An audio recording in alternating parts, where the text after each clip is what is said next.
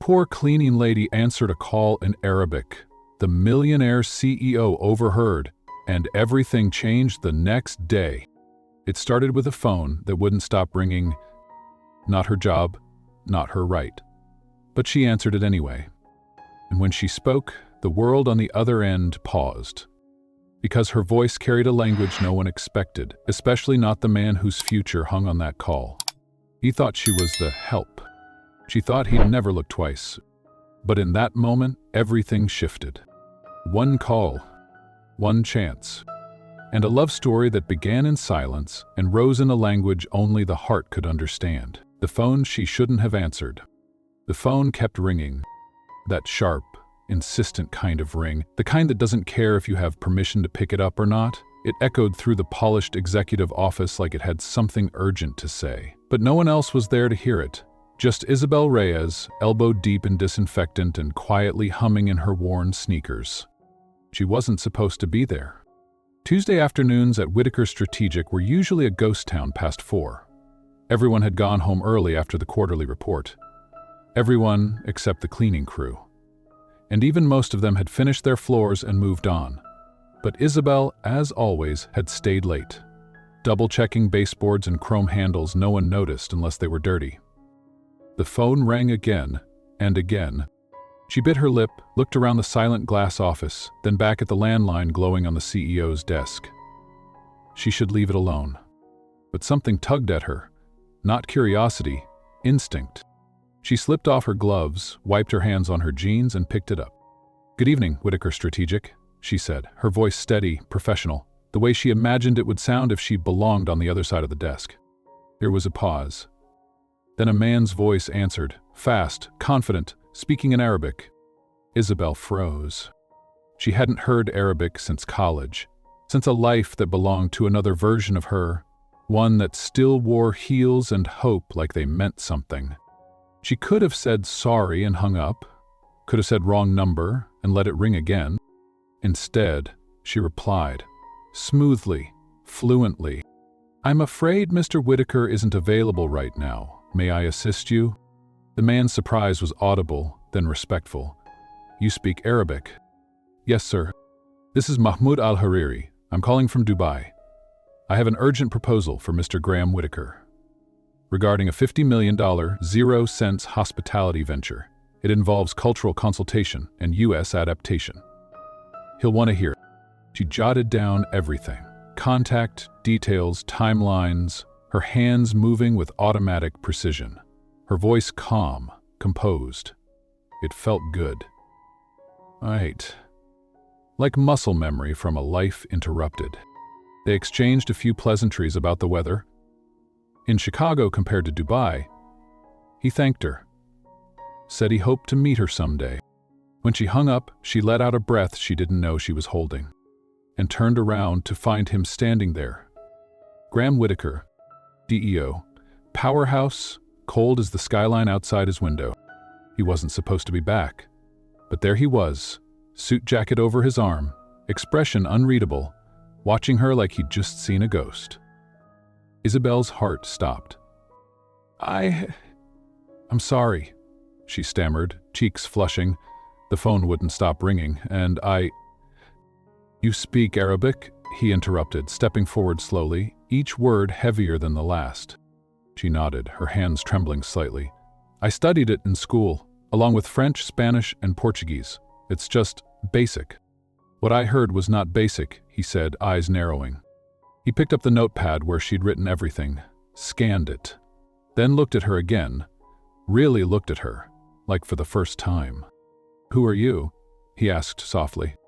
And for a moment, Isabelle couldn't tell if it was admiration or disbelief. Maybe both. She waited by the elevator an hour later, arms folded tightly around her cleaning tote, still wondering if she'd be fired or worse, forgotten, again. But he didn't fire her. He called her into his office the next morning. "I need someone who understands cultural nuance," he said.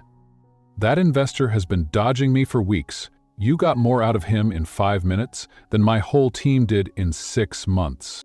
Isabelle blinked. "I'm just the cleaning staff." He leaned back in his chair. "Not anymore. That was the moment it started. Not with a grand gesture, not with champagne or roses or city lights. Just a phone call, a conversation, a quiet understanding that something extraordinary had slipped through the cracks of an ordinary day.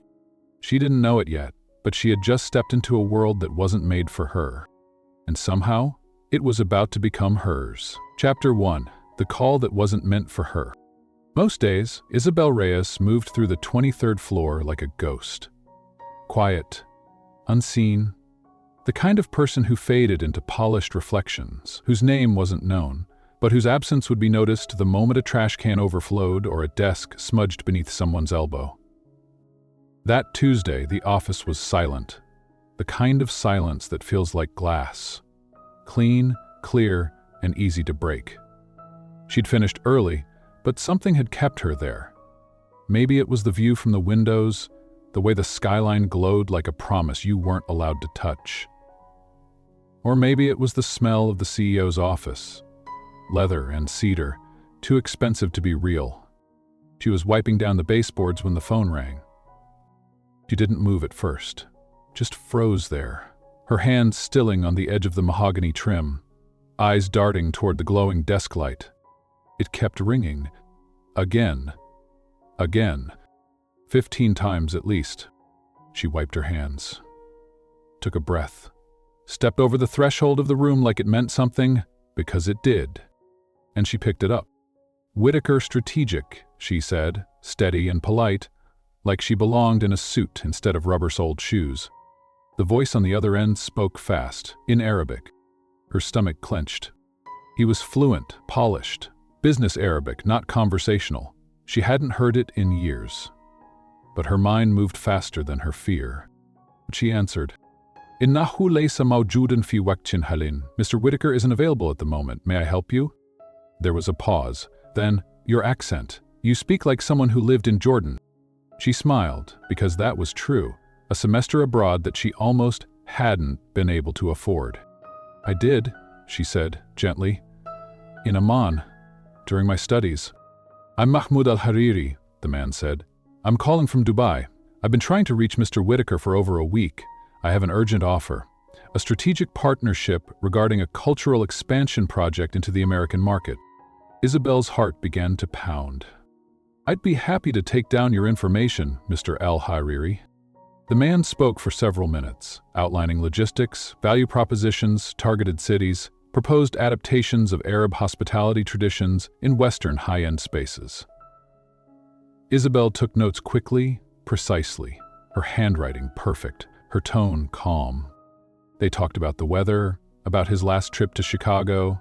He made a joke about how Dubai had no patience for snow. She laughed, softly. "You get used to the cold here," she said, still in Arabic. "But you never really like it." It wasn't flirtation. It was respect. Familiarity. Something that belongs to those who've lived in more than one language. Who know how to thread themselves through cultures like bridges, not walls. When she hung up, she stared at the notepad in her hand. $50 million. A partnership he'd been chasing, and she'd answered it like it was hers to receive. She turned and gasped. He was there, Graham Whitaker, leaning against the doorframe, still, silent, watching her like she had grown wings. "I didn't know you were here," she stammered, the phone still trembling in her hand. The phone kept ringing and "You speak Arabic?" His voice was quiet, flat, but his eyes, they were anything but. "I used to," she said quickly. "I mean, I still do. I studied applied linguistics, University of Illinois. I speak 5 languages fluently, and a few others passably. But I didn't mean to—" "Wait," he said, stepping into the room, his tone tight. "Say that again." She paused. "5 languages?" he echoed. "Yes, sir." He stared at her, the notepad in her hand, the grace in her posture even now, the way her hands barely shook anymore. Like she belonged there. Like this office had just met its match. He stepped closer, picked up the note, read it silently. "You understood every detail?" he asked. "Yes, sir." "You took it down accurately?" "Yeah." "And you made him laugh?" She blinked. He made a joke. I just didn't want to be rude. He studied her for a long time, then slowly sat down in the leather chair behind the desk, not to dismiss her, but to consider her. And something in Isabelle felt seen for the first time in years. "What's your name?" he asked. "Isabelle Reyes." He nodded once, then again, as if locking it into memory. And then, "Miss Reyes, I need you to come back tomorrow at 10. She hesitated. "To clean?" "To consult." The rest of the night, she didn't sleep. She lay in bed in her studio apartment with the broken radiator and the baby blue curtains she'd gotten at a garage sale, staring at the ceiling like it held answers. What had she done? What had she walked into? She had only answered the phone, but in doing so, she'd unlocked something. Not just opportunity, but attention. The kind that changes everything if you're brave enough to stand still and let it find you. Chapter 2. Invisible No More. Isabelle arrived at the office at exactly 9:50 a.m. Not as part of the janitorial staff, not with gloves or spray bottles, just her. In the only professional outfit she owned, a navy fuchsia dress she bought at Goodwill 3 years ago for a scholarship interview that never led anywhere. Her palms were sweating. She didn't know why she had come. Part of her was still sure it had been a mistake, that Graham Whitaker would walk in, glance at her and remember who she was supposed to be, and everything would go back to normal. But he didn't forget. At 10:01, the elevator doors opened, and he walked in with the kind of purpose people don't question. Black coat, sharp tie, phone pressed to his ear. "Give me 10 minutes, he said into the phone before clicking it off. His eyes landed on her instantly. "Miss Reyes." She stood, trying not to look like she was bracing for a fall. "Good morning, Mr. Whitaker." He nodded toward the boardroom. "Let's talk." The room was too bright. Floor-to-ceiling windows stretched behind him, casting long shadows over a table polished enough to reflect doubt. He gestured for her to sit. She did, carefully, her knees barely touching the underside of the sleek table. He placed the notepad she'd used the night before in front of her. "You wrote this during the call?" he asked. "Yes." "No translator. No prep." "No, sir." He taps his fingers once against the edge of the desk. "You knew what was happening. You understood the context, the implications. The tone?" She nodded. "That's what language is." Graham paused. That answer, simple as it was, struck something in him. "You weren't just translating," he said quietly. "You were interpreting." "Yes, cultural competence is more than just knowing vocabulary. It's about reading between the words." Graham leaned back in his chair. For a long moment he said nothing, just looked at her. Not in the way men looked at women, not with judgment or dismissal, but with curiosity, real, measured curiosity. "Where did you learn?" he asked. "University of Illinois," she said. "Bachelor's in Applied Linguistics. I did a semester in Morocco, minored in International Studies, graduated with honors." He raised an eyebrow. "And yet you're cleaning offices." Isabelle held his gaze. "Yes." "Why?" She gave a half smile, bitter and tired. "Because knowing 6 languages doesn't change the look on a hiring manager's face when they decide you don't fit their brand." Graham frowned.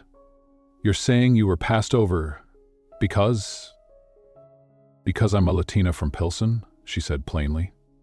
"Because I don't look like someone they expect to send to Dubai? Because I didn't intern with the right senator's nephew? Because sometimes people say they want diversity until it talks back with an accent they can't place." He was silent. And then, quietly, "I didn't see you either." Isabelle blinked. Graham stared down at the notepad. "You've worked here how long?" 8 months. "And I never noticed." "You're not the first." That admission sat heavy in the air between them. "I'm sorry," he said, and it didn't sound performative. It sounded real.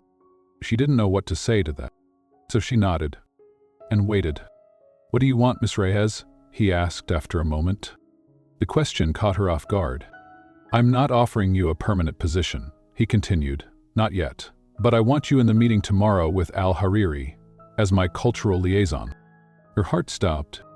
I don't have the clothes," she said. "Too honest." He looked amused. We'll take care of that. I'm not a consultant. You will be, at least for tomorrow. What if I fail? Graham leaned forward. You won't. Yep. Something about the way he said it, like it was a fact, not a guess, gave her breath. And fear, because what if she didn't fail? What if she was good? What would that mean for the girl who spent her entire adult life scrubbing floors she should have been leading meetings in? That afternoon, he sent a car for her. Not for cleaning, for shopping. The driver dropped her off in front of an upscale boutique off Michigan Avenue. Inside, everything smelled like leather and quiet money. She didn't belong, and everyone knew it. Except Graham, who was already inside, holding a navy suit jacket against a white blouse. This would look good on you, he said without preamble. It's professional and strong. I can't afford this, she whispered. He looked at her. You're not buying it, he said simply. You're wearing it. Tomorrow.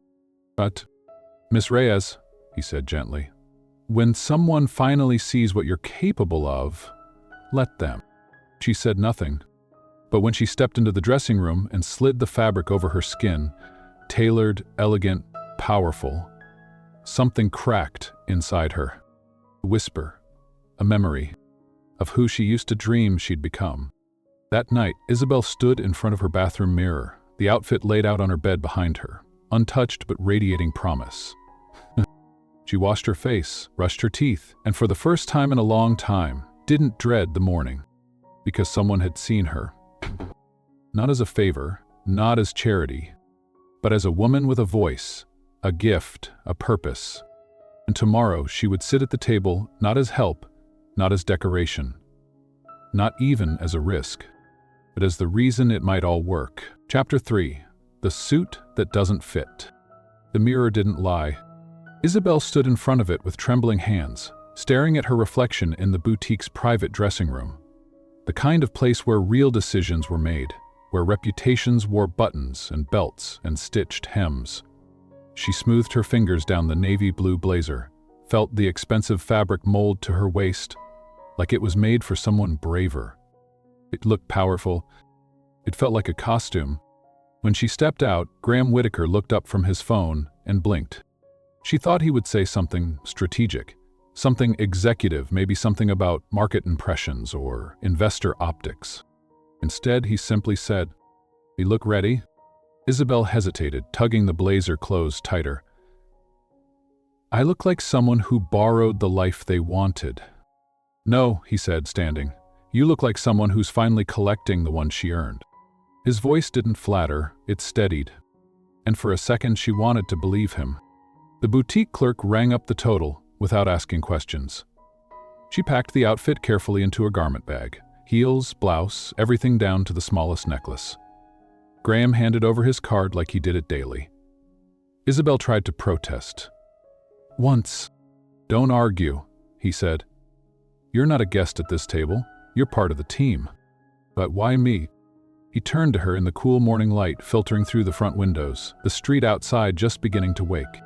"Because when I heard you speak," he said softly, "it was the first time in months I thought this deal might actually happen." They met again that evening in the company's private conference room. The long table gleamed with the polish of too many late-night strategies. The city lights outside blurred against the glass as night crept in.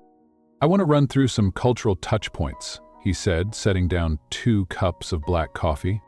"I brought notes," she replied, opening a worn leather journal that looked out of place next to his silver MacBook. They talked for 2 hours. She explained the nuances of Arabic etiquette, from how greetings shift depending on formality to why refusing a second cup of tea might be considered impolite. She reviewed regional dialect differences, showed him visual case studies of hotels that had adapted Western design to reflect Middle Eastern aesthetics without erasing authenticity. He listened, and not in the distracted way most men did when women spoke too long. Graham Whitaker asked questions, smart ones. And at one point, when she showed him how mashrabiyah latticework could be used to create privacy in Miami's sunlit lounges, he actually smiled. "That's beautiful," he said, like tradition and innovation had a conversation. Isabelle blinked. "Exactly." For a while, the only sound was the hum of the city beyond the glass, and the soft scratch of her pen as she corrected a pronunciation in his notes. "You're different when you talk about this," he said suddenly. She looked up. "Different how?" "More sure of yourself, like you're exactly who you're supposed to be." She didn't know what to say, because no one had ever said that to her before. They left at nearly midnight. In the elevator, he stood beside her, quiet, unreadable as always, but something had shifted. The air felt warmer, like respect had become something heavier, something more tender. When the doors opened, he didn't step out first. He turned to her. "Tomorrow," he said, "you don't have to be perfect." Isabelle blinked. "You just have to be who you were last night when you forgot I was your boss." Her heart stuttered, and for the first time since she answered that phone, she wasn't afraid of what came next. The next morning, she stood in front of her closet and looked at the worn jeans, the cleaning polo shirts folded neatly on the shelf. She hesitated for a moment, then reached for the garment bag hanging quietly on the hook like a secret kept just for her. The blazer still held the scent of the boutique, cedarwood and lavender. She dressed in silence, each button fastened with a steadier hand. She pulled her hair into a low chignon, light makeup, small earrings, clean lines. When she looked in the mirror, she didn't see a girl in borrowed power. She saw a woman who had always carried it, only now the world could finally see. Graham's car picked her up at 10:45. When she stepped out in front of the building, the valet did a double take. The receptionist, who normally didn't look up when she entered, greeted her with a quiet, "Good morning." And when she entered the executive floor, it was Graham who turned first, eyes softening just slightly. "You're early," he said. "I didn't sleep." He smiled faintly. "Neither did I." The meeting room was glass-walled and bright, the skyline behind it glowing with soft blue haze. The conference table was set with refreshments, nameplates, and crisp folders. Al-Lahiri's delegation would arrive in minutes. Isabelle paced once, stopped herself. "I'm not ready," she whispered. "Yes, you are," Graham said. "What if I mess up?" "Then we fix it. But you won't." She looked up at him. "Why are you so sure?" He leaned in, close but not too close, and said the words like they weren't just about business. "Because I've been watching people talk for years, but I've never seen anyone connect the way you do. And today you're not translating me, you're representing something bigger. Don't let them look through you, hmm?" She inhaled and nodded. When the doors opened and the delegation entered, Isabelle was no longer the cleaner who answered a call she shouldn't have. She stood straight, extended her hand in perfect Arabic, and when she introduced herself as cultural liaison to the CEO of Whitaker Strategic Group, no one questioned her. Because some people arrive with power. Others build it, quietly, one word at a time. Chapter 4, The Rooftop and the Truth. The deal wasn't signed yet, but the room had shifted. By the end of the 2-hour meeting with the Dubai delegation, Isabelle had done more than translate. She had steered the conversation, reframed misunderstandings. She navigated cultural nuance like someone who lived between borders, with grace, precision, and the quiet strength of someone who knew she had everything to prove and nothing to lose. When Mr. Al-Hariri shook hands at the end of the meeting, he turned, not to Graham, but to Isabelle. "You must come to Dubai," he said in Arabic. "This kind of understanding we don't find often in the West." She responded with a respectful nod and a practiced smile. Inside, her heart was galloping. Graham watched her with something unreadable in his expression. Not surprise, not pride, something more dangerous. Like he'd just discovered fire and wasn't sure whether to use it or run from it. After the delegation left, the office slowly returned to its usual rhythm. But neither of them went home. At 9:14 p.m., Graham texted her, "Rooftop, if you're not too exhausted." Isabelle stared at the message, then grabbed her coat and took the service elevator up to the 40th floor. Chicago at night looked like a living constellation. Below them, the hum of the city buzzed like a quiet heartbeat. The wind teased her hair out of its twist. Her heels clicked softly against the concrete. He was already there, leaning against the railing, tie loosened, sleeves rolled. No script, no boardroom, just a man who didn't know what to say, and a woman who always knew how to listen. "Did I overstep?" she asked, voice quiet but clear. Graham turned, slowly. The deal. Graham turned slowly, knowing like hell that the propulsion cockpit was out there, following the Ricketts, lock-eyed Loa. She joined him at the edge. The wind made her shiver. "Still feels like a dream," she murmured. "It shouldn't, but it does." He was silent for a moment, staring out at the glow beyond the river. "Do you know how many resumes cross my desk in a year?" he asked. "How many Ivy League graduates fight for a meeting like the one you just led?" She looked down. "And yet, I didn't see you. For 8 months you were here, quiet, invisible."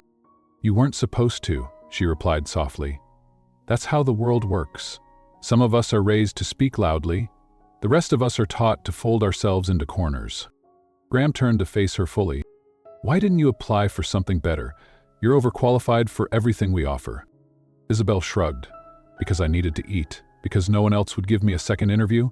Because a name like Reyes on a resume doesn't always open doors in rooms like yours." He swallowed hard. "I'm sorry. You keep saying that." "Because I mean it." Silence stretched between them. Then she asked, "Why did you bring me up here?" Graham looked at her. "Because I haven't been able to stop thinking about what you said yesterday." "What did I say?"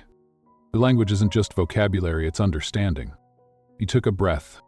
"I've spent my life being fluent in numbers, charts, shareholder values, but when it comes to people, I've always been a little illiterate." She smiled at that. Just barely. "You're not the only one." "But you," he said. "You make people feel heard, even in a language they don't speak." Isabelle's throat tightened. "Graham," she started, but couldn't finish. He stepped closer. "I know this is probably just a phase," he said. "A moment, a business decision that turned into a story we'll tell once and forget. It doesn't feel like that." "No," he agreed quietly. "It doesn't." Their eyes met. And for a long moment it was just the two of them, surrounded by wind, silence, and something so fragile it might break if they named it. "Do you miss who you used to be?" she asked suddenly. He blinked. "Before the suits, before the company, before you became the man everyone expected you to be." He didn't answer right away. And then, I think, I buried him. Wait, because he was soft, and soft doesn't survive in rooms like mine. She looked at him, and saw the boy he must have been. "And now?" He turned to her. "Now, I wish I hadn't." They didn't kiss. They didn't touch. But something passed between them on that rooftop. Something real, unspoken, and undeniable. Not romance. Not yet. But recognition. Two people, shaped by silence and pressure, suddenly hearing themselves in each other. And maybe wanting more. As Isabelle rode the elevator down that night, she realized something strange. She wasn't afraid of the world above her anymore. Because for the first time in her life, someone from that world had come down to meet her halfway. Chapter 5. Dubai or nothing. The official offer came 2 days later. An embossed envelope, hand-delivered to the office with a golden seal from Hariri Global Hospitality. Inside, a 6-month contract, first-class travel to Dubai, full executive status, and a salary Isabelle couldn't have imagined, even in her best dreams. It was everything she had worked for in silence, everything no one ever thought to give her, now laid at her feet. But the first thing she thought of wasn't the salary. It wasn't the title. It was him. Graham read the letter first, silently, sitting at the head of the long boardroom table while she stood with her arms wrapped around herself. When he reached the final page, he looked up at her. Unreadable. "You earned this," he said. "It feels like a trick." "It's not. It's too much. It's not enough." She shook her head. "If I go, I'll be gone for months, maybe more." "I know. And if I stay, then you're turning your back on something that was meant for you." She looked away, blinking fast. "Isabelle," he said quietly, "you don't owe me anything." That hurt more than she expected. "Why does it feel like I do?" Graham stood slowly. Toward her. Stopped inches away. "Because we had something," he admitted. "Something I didn't plan for." She met his gaze. So did I. Silence.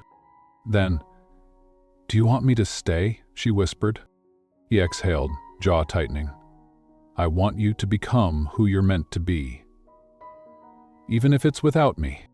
Her heart cracked in that moment, not from what he said, but from what he didn't.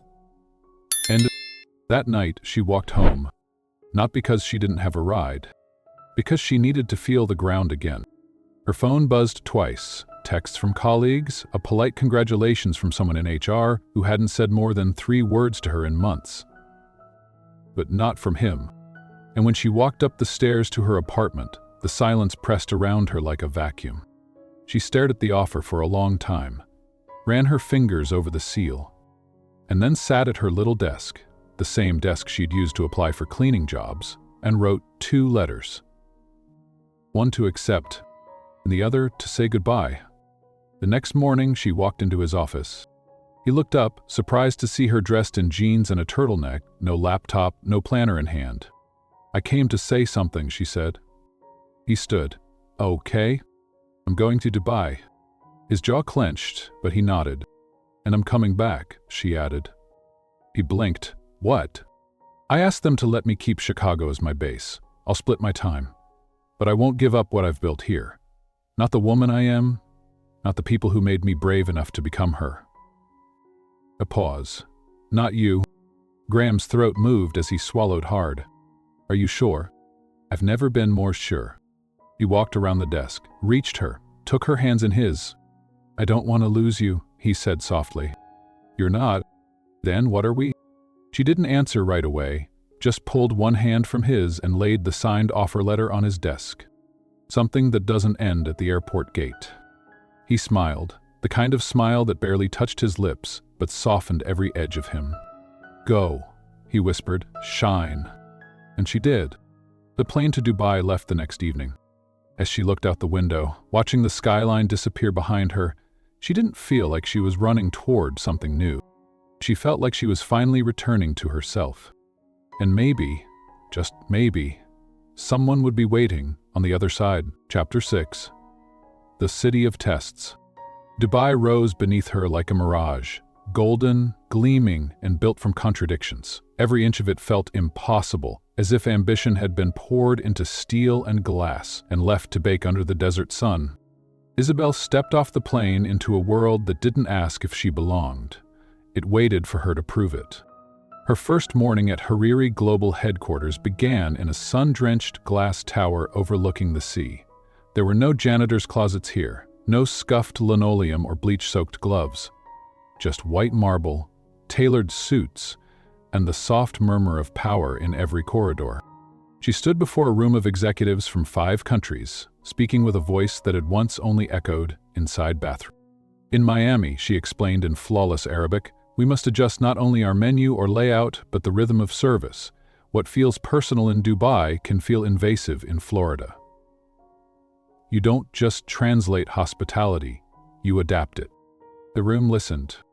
Mahmoud al-Hariri watched her like a man who had bet the future on the right horse. After the meeting, he pulled her aside. "You're more than I expected," he said. Isabelle smiled. "Most people don't expect much. That's because they've never been in a room where you were allowed to speak." She blinked, and for the first time allowed herself to believe she belonged, not just here, but anywhere. The days in Dubai were long, full of negotiations, cultural assessments, strategy decks. But the nights belonged to her and Graham. FaceTime calls at 3 a.m. her time, texts that made her laugh out loud in business class lounges, voice notes that started with, "just checking on you," and ended with, "I miss your face." One night, as she sat in her hotel suite, the Burj Khalifa glittering in the distance, he messaged, "When you come home, I want to take you somewhere we can talk without the world watching." She stared at that message longer than she meant to, because it wasn't just romantic. It was real, but before she could think of coming home, she had to prove herself. The final test came on a Friday morning, in the form of a tense, high-stakes investor meeting. Saudi, Emirati, Kuwaiti, and Qatari partners sat around a long table, all men, all powerful, and all unsure whether this American-based expansion was truly worth their trust. Mahmoud turned to her halfway through the presentation and said, "Ms. Reyes will address your concerns regarding cultural fidelity." The room fell silent. Isabelle stood and spoke, not just in Arabic, not just fluently, but with reverence, authority.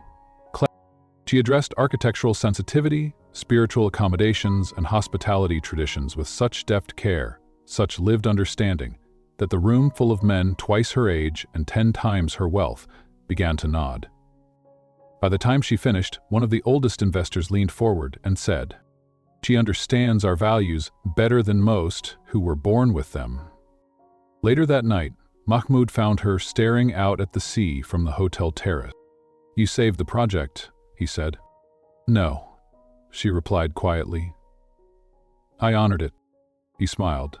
"Same thing. Then, we want to offer you the full-time director role. International strategy, your voice, your vision." Her breath caught. Then slowly, she said, "Only if I can stay based in Chicago." Mahmoud raised a brow. "Why?" She looked down at her phone, a message from Graham waiting. "Because the work I do there matters just as much as what I build here." Mahmoud studied her, then nodded. "Then we'll make it work." Later that night, she called Graham. He answered on the first ring. "I said yes," she whispered, "but with a condition." "I knew you would," he replied, smiling, "and I'm proud of you. You helped me believe I could. You just needed someone to clear the mirror." Silence. "When are you coming home?" "Next week." "Good," he said, "because I have something I want to ask you, and I don't want to do it over a screen." She didn't ask what, because her heart already knew. In Dubai, but it wasn't the end of the journey. It was only the beginning. The first thing Isabelle saw when she stepped off the plane was Graham. No security detail, no assistant, just him. Tall, still, and holding a bouquet of jasmine and blue hyacinth. "Dubai, in a vase." "Welcome home," he said. Isabelle dropped her carry-on and threw her arms around him, breathing him in like a place she used to live and missed every day. "I missed you," she whispered. I counted the hours. They didn't kiss. Not there, not yet. Because this was still a reunion, not a resolution. Back in Chicago, everything felt smaller, quieter, but not in a bad way, in a real way. Her apartment hadn't changed. Still the cracked tile, the tiny window with the view of the alley, but now it felt like a pocket of memory instead of a prison. She looked at herself in the mirror. Dark blazer, gold watch, a soft scarf from the Dubai market. She didn't look like a cleaner anymore. She looked like someone who had walked through fire and come back with a voice. Graham took her to a rooftop restaurant that night. Not one of those flashy, cold places that make you feel like you have to whisper. This one had fairy lights and mismatched chairs, jazz in the background. "Come." "This," she said as they sat down, "feels like you." He smiled. "It's where I go when I don't want to be CEO." "So, once a year?" That made him laugh. But it didn't last long. Because soon, the real conversation began. "I heard they offered you the full-time director role," he said gently. "Be minded. And you accepted?" "I did, but I asked to stay based here." He nodded slowly, eyes not quite meeting hers. "And they agreed?" "They did." A pause. "And how long before they changed that?" She frowned. "What do you mean?" "You're the face of this project now. What happens when they want you in Singapore or London? What happens when this grows, bigger than what fits inside Chicago?" Isabelle leaned back. "Are you asking me if I'll leave you?" "I'm asking if there's room for me in the life you're building." That hit harder than she expected. "Graham," she said softly, "you're the reason I remembered I could build it all. What am I still part of the foundation?" She swallowed. "I don't know," she admitted. "Sometimes I feel like I'm racing forward and you're standing still." His jaw tightened.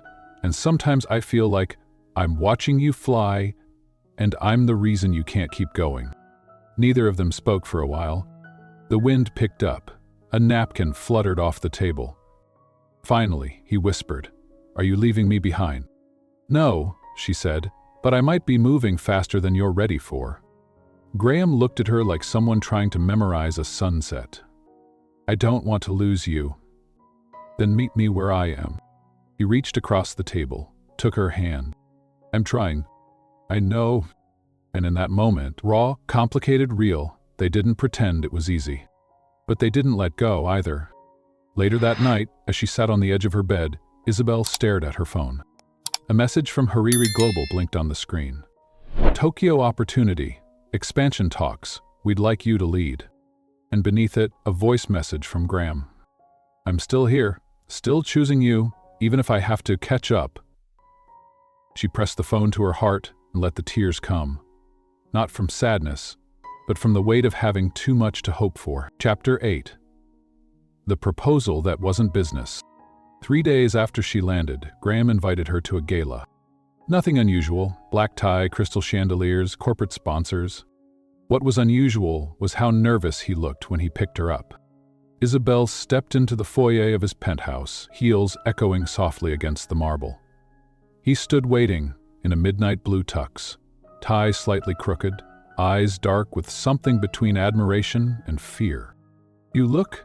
He paused, then offered quietly, unstoppable. She smiled. I feel it. And she did.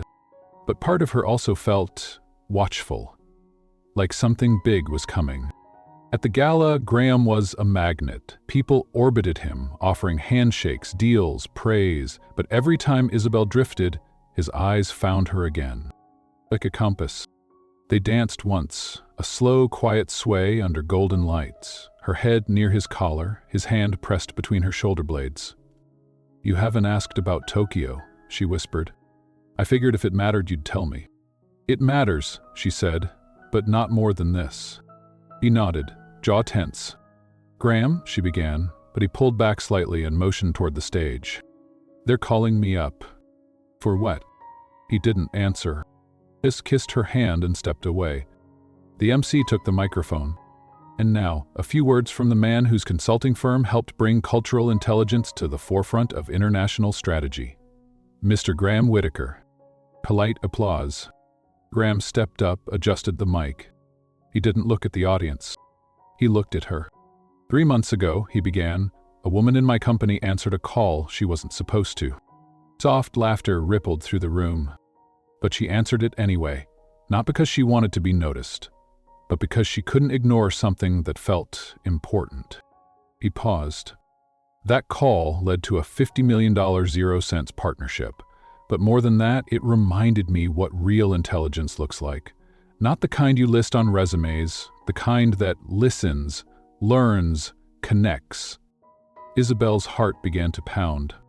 This woman was never in the room, he continued, but now she builds the room. She doesn't just speak languages, she builds bridges between cultures, between hearts, between people.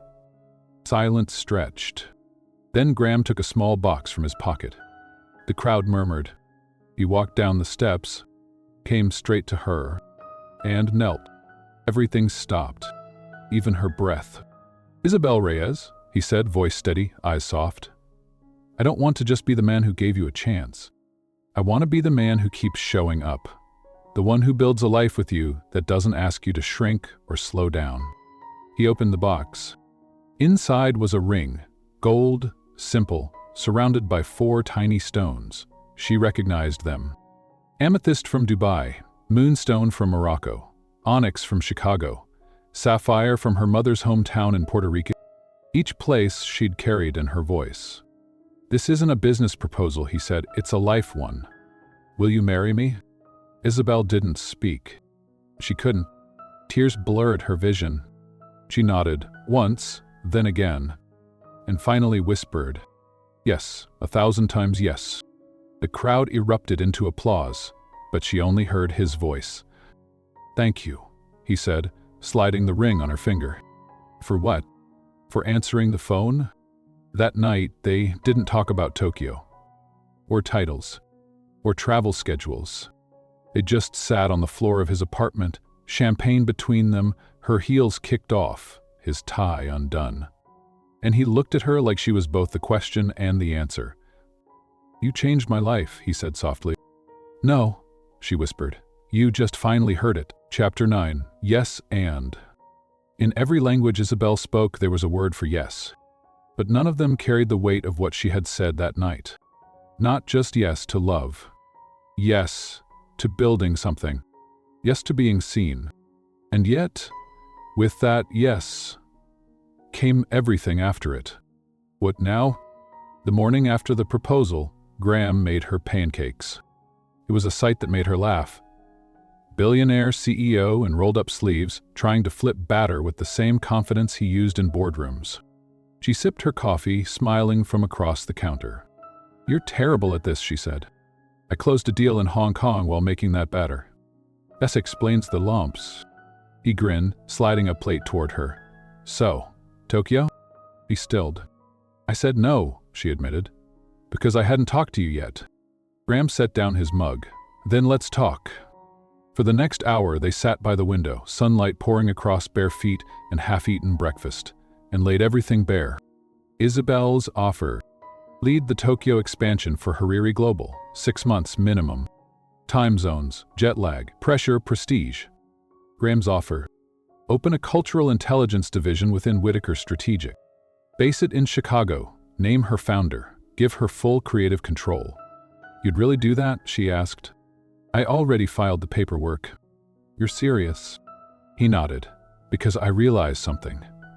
I don't want you to join my world. I want to build a new one with you." Isabelle felt tears gather in her eyes. "Then I have an idea," she whispered. 3 weeks later, Isabelle stood at the podium of a press conference. "Today, we're launching a new kind of partnership," she said into the mic. "One that believes cultural literacy isn't optional, it's essential. That business isn't just strategy, it's empathy." Behind her, the new banner read, "Reyes Whitaker Cultural Strategies? Bridging worlds, building empires." The press ate it up. But Graham, he only had eyes for her.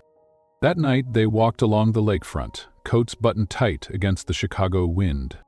"I still might go to Tokyo," she said. "I know, just not now." "Ready?" he replied. "Because I haven't finished building your office." She laughed, then grew quiet. "This doesn't scare you? Loving you?" he asked. "No, even if it takes us to different continents sometimes. I'll meet you in every one." She stopped walking, turned to him. "You sure?" He took her face in his hands. "Isabelle, you changed my future with one phone call. There's nothing we can't handle, as long as we keep answering each other." Their engagement lasted 6 months. They didn't rush, because when two people find a forever that nearly passed them by, they learn to treasure the waiting. The ring stayed on her finger as she traveled back to Dubai, as she trained new consultants, as she led the cultural design of a new luxury hotel in. She wore it into boardrooms, onto stages, in interviews, and every time someone asked, "How did you two meet?"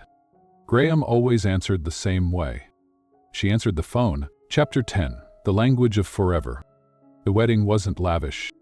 Not in the way people expected from a billionaire CEO and a woman who had negotiated with ministers and monarchs. It was held in Chicago, in a quiet garden filled with blooms from every country Isabelle had ever loved.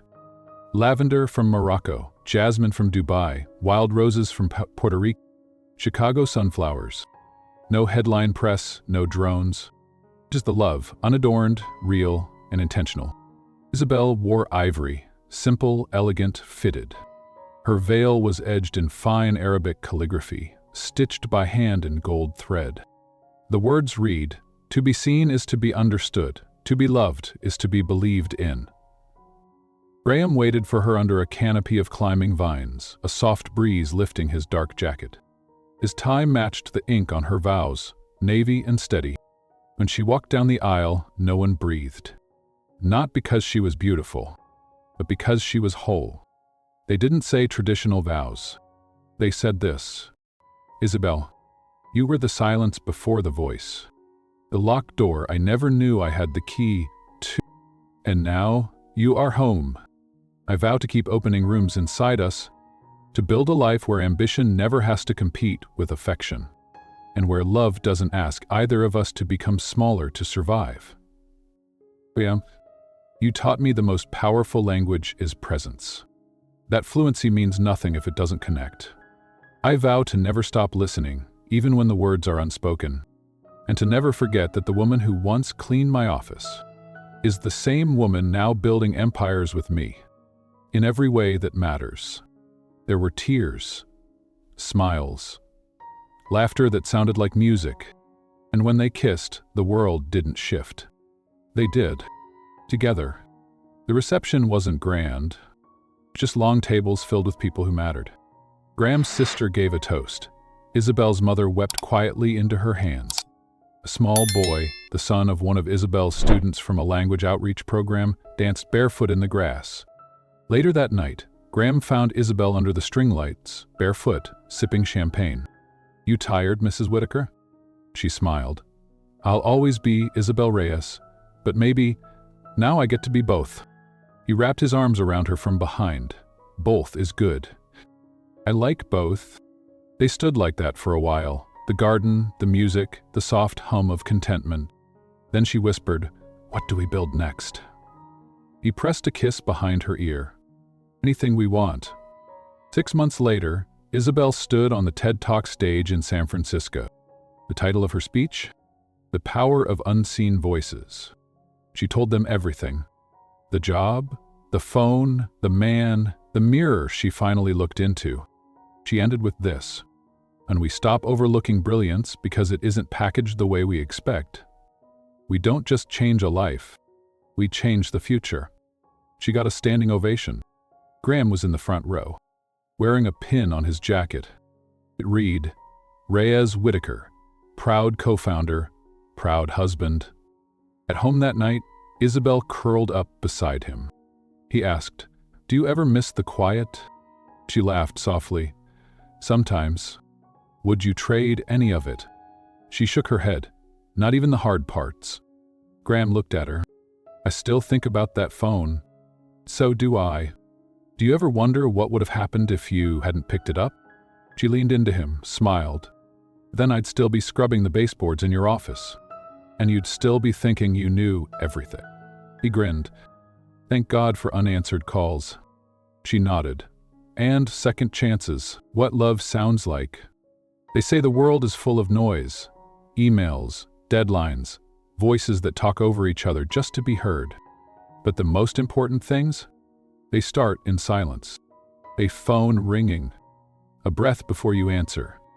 A voice you didn't expect, speaking a language no one bothered to learn. Isabelle Reyes answered a call that wasn't meant for her. And in doing so, she found a life that was. She found a man who didn't complete her, but challenged her, cherished her, and never asked her to shrink.